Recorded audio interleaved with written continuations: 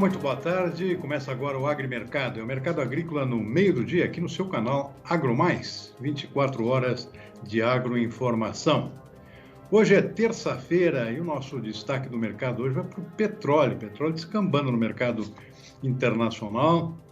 Queda de 4,1% na Bolsa de Nova York. Petróleo tipo WTI. Em Londres cai quase tanto quanto isso, 3,7%. O tipo Brent, que é referência para o mercado internacional, inclusive aqui para a nossa Petrobras, mercado agora oscilando uma faixa de 59 a 62 dólares o barril. Essa queda tem causas na preocupação com a situação da Covid na Europa. A situação voltou a preocupar por lá, no continente, particularmente no Reino Unido, a situação da Covid está aparentemente sob controle, mas na Europa continental, especialmente na Alemanha, as coisas voltando a retroceder, já se fala numa terceira onda, e isso significa, e aconteceu agora pela manhã, a decretação de um novo lockdown na Alemanha.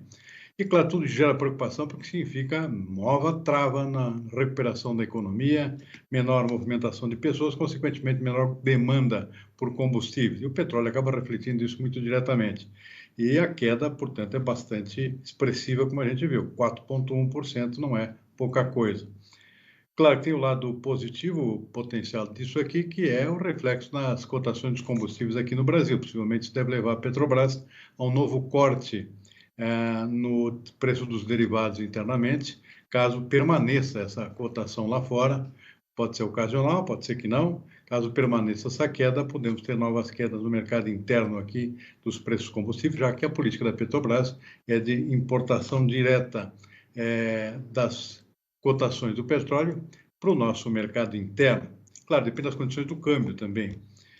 O câmbio, aliás, está caindo hoje. Dólar com queda de 0,6%, que também favorece essa possibilidade. 0,6% abaixo de 5,50 finalmente, 5,49 nesse momento. Agora, se refletindo depois do desvio de ontem, onde o dólar subiu, hoje o dólar volta a corresponder à expectativa depois do aumento da taxa Selic de 2% para 2,75%, que tinha o objetivo exatamente de conter a inflação e especialmente conter a escalada do dólar, que é uma das causas dos instrumentos da inflação mais alta. Índice Bovespa com alta de 0,2%, agora há pouco, mercado em andamento, talvez tenhamos alterações ao longo dos próximos minutos, das próximas horas. Lá fora, bolsas de valores de Nova York operando com leve baixa, o índice Dow Jones, 0,2%, índice DAX da Bolsa de Frankfurt na Alemanha fechando com leve alta, 0,3%, Xangai na China fechou com queda, 0,9%. na manhã de hoje. Mercado de commodities agrícolas. Na seção eletrônica, caía soja, milho e trigo, o mercado deu uma virada agora. Seção normal, funcionando nesse momento, com soja em alta, e alta expressiva, 1,1%. Milho também subindo bastante, 1,1%, e trigo subindo mais, 2,4%. Uma virada importante aqui nos preços dos grãos do mercado internacional, que pareciam um tanto amortecidos depois do fechamento de ontem. O mercado volta a refletir preocupações com estoques mais baixos nos Estados Unidos, expectativa com relação ao início dos novos plantios lá no território americano, que estão para começar daqui a pouco, já com milho, depois vem a soja. E, sobretudo, preocupações aqui com a safra sul-americana ainda. Atraso na colheita brasileira, quebra na safra argentina, com falta de chuva. As chuvas voltaram, mas o resultado ficou para trás, com uma queda bastante expressiva na produção, tanto de soja quanto de milho, na Argentina. O que mais? Nós temos aqui, na Bolsa de Nova York, o algodão caindo 0,4%. Café também com queda, 0,4%. Açúcar bruto em Nova York também negociando no terreno negativo, 1 ponto percentual. Suco de laranja cai 1,2% e o cacau também perdendo terreno aqui, queda de 1,8%. Lembrando que o mercado está em andamento, podemos ter alterações ainda ao longo das próximas horas, até o fechamento dos mercados nesta terça-feira. Bom, é hora da gente fazer a nossa entrevista do dia. O assunto escolhido hoje é o setor de frutas, um setor que vem tentando se recuperar dos impactos da pandemia do coronavírus. E o nosso setor a ser analisado hoje, dentro do setor de frutas, é o setor de bananas, um dos produtos mais importantes da fruticultura brasileira, líder nesse setor aqui, o maior faturamento dentro das frutas brasileiras, depois da laranja e do seu suco laranja, que tem componente exportável bastante expressivo, é a banana. Banana realmente, e perspectiva de crescimento para esse ano, segundo projeções iniciais da Confederação da Agricultura e Pecuária do Brasil. Mas será que é isso mesmo? Quem vai nos contar um pouquinho mais sobre esse assunto aqui é Eduardo Corrêa. Eduardo Corrêa, diretor comercial do Grupo Corrêa, de Bananas Corrêa, opera muitos anos nesse setor, conhece bem, é líder de mercado, e eu tenho a satisfação de conversar com ele nesse momento. Eduardo, muitíssimo obrigado por aceitar nosso convite para esse bate-papo. Uma boa tarde. Conta para a gente, Eduardo, como é que o setor de banana está convivendo com a pandemia? A pandemia parecia que ia acabar esse ano, voltou, continua. Eu, particularmente, vou dar minha opinião aqui, eu acho que banana é bastante, convive muito bem com a pandemia, do ponto de vista do consumo, pelo menos, né? É um setor protegido pela casca, basta tirar a casca, está protegido do vírus. É isso mesmo? O consumo meu de banana, pelo menos, está crescendo, Eduardo. Muito boa tarde. Boa tarde, Silmar. Boa tarde. O primeiro instante da pandemia, né, deu um grande aumento no consumo. A gente sentiu esse aumento, só que junto com esse aumento também vieram os problemas da pandemia, que é a escassez de mão de obra, porque devido a muitas pessoas contaminadas, né, e também e logo depois já começou a entrar também as restrições em alguns municípios e foi diversificando e cada vez vai ficando mais difícil. O consumo vem aumentando, tende o pessoal consumir mais fruta, estando em casa, ter uma alimentação melhor, né? Então, vem aumentando, mas que tá difícil, tá, para poder manter isso com a escassez de mão de obra que a gente estamos passando com essa pandemia aí. Você mencionou um componente aqui também, que é o componente de custos, né? Aumentou, vários setores estão se queixando de aumento de custo de produção, ou seja, os preços estão aumentando, mas o custo está aumentando junto. O que está impactando mais no custo de produção, por exemplo, no setor de bananas? Os insumos aumentaram muito, né, Silmar? Com essa alta do dólar aí e a dificuldade de insumos também, você tem em vista embalagens que sumiram do mercado, né? Os insumos de fertilizantes, que são todos insumos baseados em dólar também, né? Com o aumento do dólar, aumentou muito o custo de produção, né? Entendeu?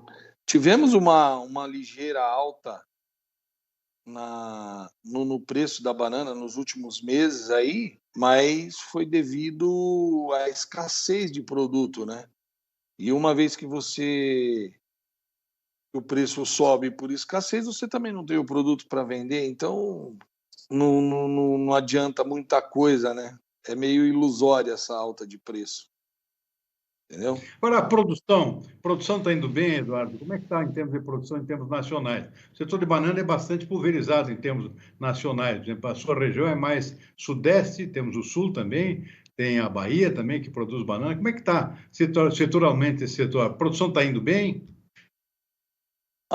O grande problema da fruticultura, no modo geral, a gente já pode se dizer, é as variações climáticas, né? Hoje nós temos muitas variações aí e frio na hora errada, calor na hora errada, seca demais.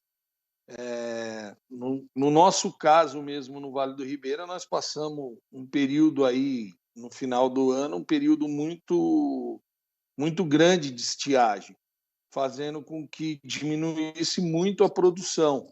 Mas a gente vai tentando se adequar da melhor maneira possível, tentando levar o nutriente para a planta necessário para que ela consiga se reestabelecer e se manter vigorosa, né? Uhum. Você citou aí um aspecto da questão das embalagens. Tem toda uma questão logística envolvida nisso, né? Inclui o próprio transporte, né? Como é que está sendo a distribuição no setor? Tem sido afetado também pela pandemia? Depende do quê? De caminhões? Como é que está essa logística? Ó, tendo em vista que hoje a nossa empresa, Silmar, ela trabalha desde o plantio até a gôndola no supermercado. Nós fazemos toda a distribuição, né? Aqui e lá fora também. Então, tem, tem cada vez ficado mais complicado para nós devido às restrições de loja, às restrições de circulação.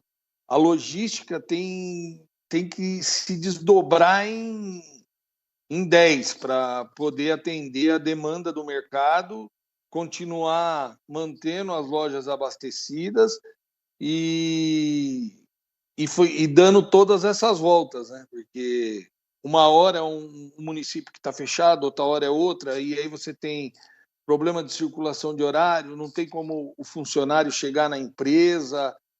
Está sendo bem difícil, mas a gente vai dando o nosso jeito aqui e vai tentando manter o mercado abastecido, né? Mão de obra muito afetada por essa pandemia? Como é que está esse setor?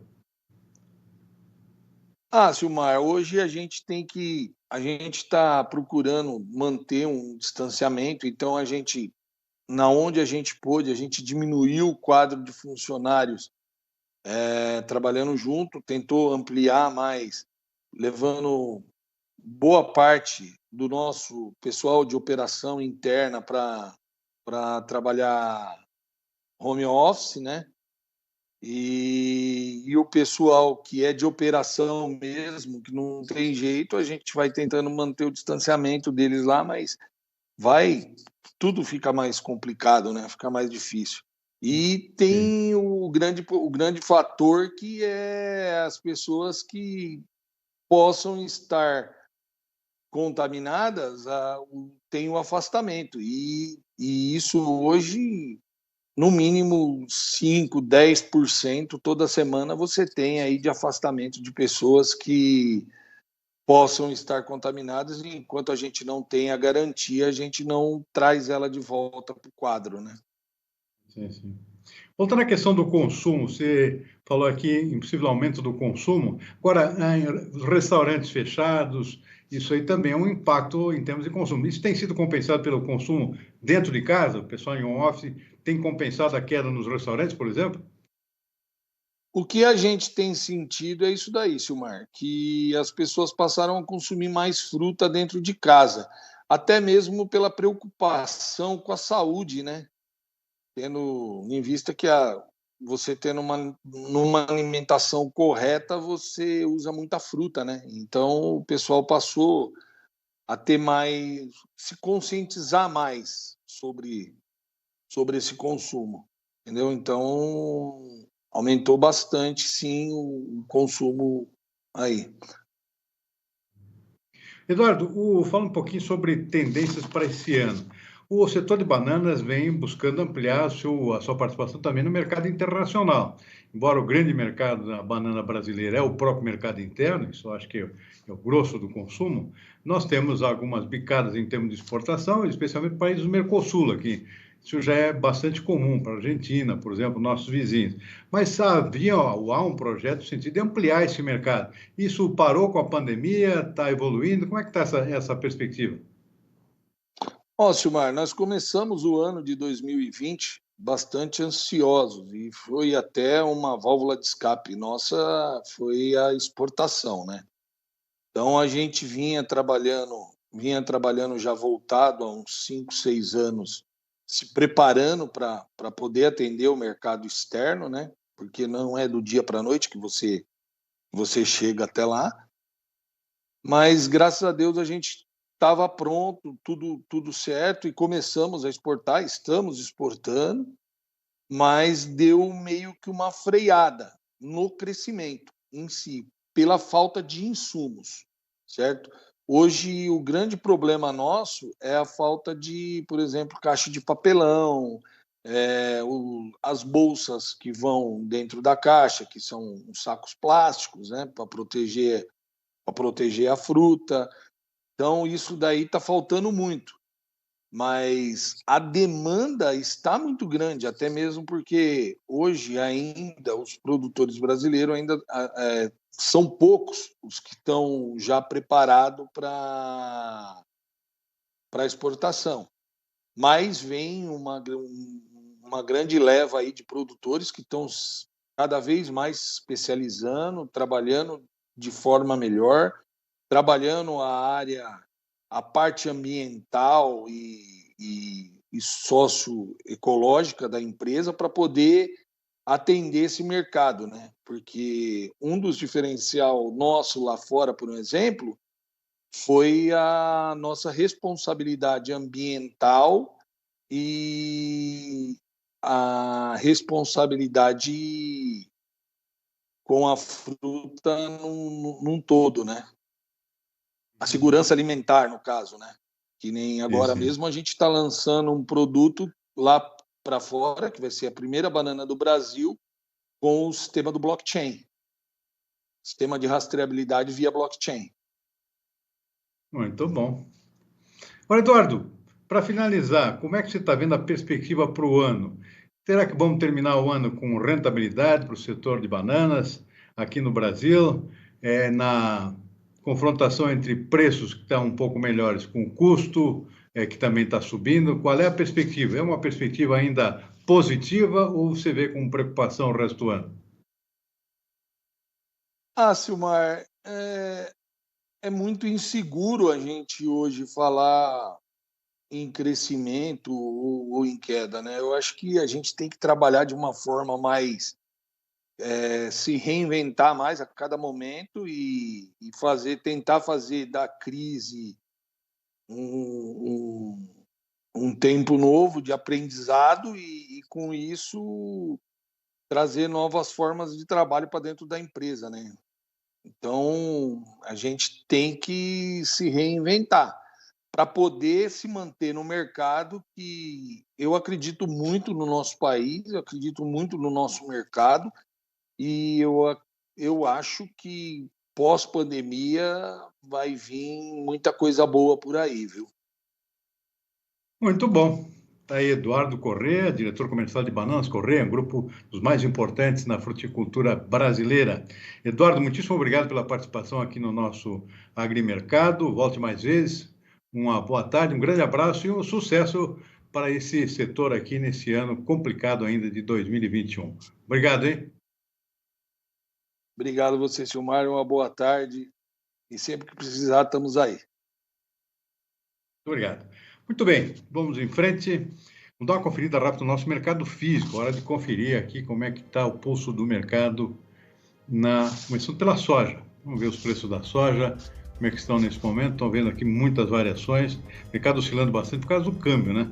E também por causa da bolsa, mas o câmbio deu uma mexida boa nos últimos dias. Ontem caiu, hoje está subindo de novo na maior parte das praças. Destaque aqui para Cascavel, com alta forte aqui de 3,6%, 159,50. Tem valorizações expressivas também no Passo Fundo, Rio Grande do Sul, 1,8%. Que mais? Uberlândia também subindo bastante, 2,6%. Outras praças com pequenas variações e até algumas quedas. Aqui o caso de Rondonópolis, por exemplo, e Barreiras, lá no oeste da Bahia. Vamos para o próximo aqui, que é o milho. Milho com algumas oscilações aqui, queda no Porto, 2 pontos percentuais. Mas no interior ainda preços em alta. Mercado bastante aquecido, tem pouca oferta no mercado. Safra nova só a partir do segundo semestre, a primeira safra de verão foi pequena. Então tá aí, preços Cascavel no Paraná, R$ 87,00, mais 1,2%. Tem altas também em Sorriso e Rondonópolis. Outras valorizações que eu estou vendo aqui em Uberlândia e também em Erechim, lá no norte do Rio Grande do Sul, R$ 86,00 por saca de 60 quilos. Daqui a pouquinho a gente vê mais informações sobre o mercado. Antes disso, vamos em frente com as informações do dia de hoje. Colheita da soja, que segue atrasada, deu uma avançada, agora chegou perto dos 60% da área plantada, segundo dados da consultoria Safra de Mercado. O índice está bem próximo da média histórica para este período, que é de 62,9%. No ano passado, nesta mesma época, o Brasil havia colhido 68,4% da área cultivada com soja. A apuração das safras em mercado é bem parecida com a da AG Rural, que comunicou que a colheita da soja no Brasil chegou a 59% até a última quinta-feira. Segundo a consultoria, o trabalho de campo ganhou ritmo porque houve tempo seco em alguns estados. Já para o milho, a AG Rural informou que 90% da área prevista para a safrinha 2021 já está semeada no centro-sul do Brasil. No ano passado, nesta mesma época, o país havia colhido 96% da área cultivada com o grão. E no Rio Grande do Sul, a colheita bem mais atrasada do que na comparação com o resto do país. Atingiu menos de 10% da área plantada, segundo dados divulgados hoje pela Emater do estado. Até a semana passada, foram colhidos apenas 5% da área cultivada com soja no Rio Grande do Sul. No mesmo momento da safra anterior, a colheita já alcançava 25%. A média histórica para o período é de 16%. De acordo com a Emater RS, o clima será decisivo daqui para frente. A maior parte das lavouras está na fase de enchimento de grãos. Além disso, 24% das áreas estão em maturação. Já em relação ao milho, os trabalhos estão adiantados e 64% da área já foi colhida. A média histórica para o período é de 54%. E de acordo com dados divulgados nesta terça-feira pela consultoria Safra de Mercado, o plantio da nova safra de milho, a segunda safra, a antiga safrinha, deu uma boa avançada, uma boa recuperada agora, mas foi muito atrasada, quer dizer, que se concentrou muito no mês de março, mas finalmente está atingindo aqui já 86% aqui no centro-sul do país.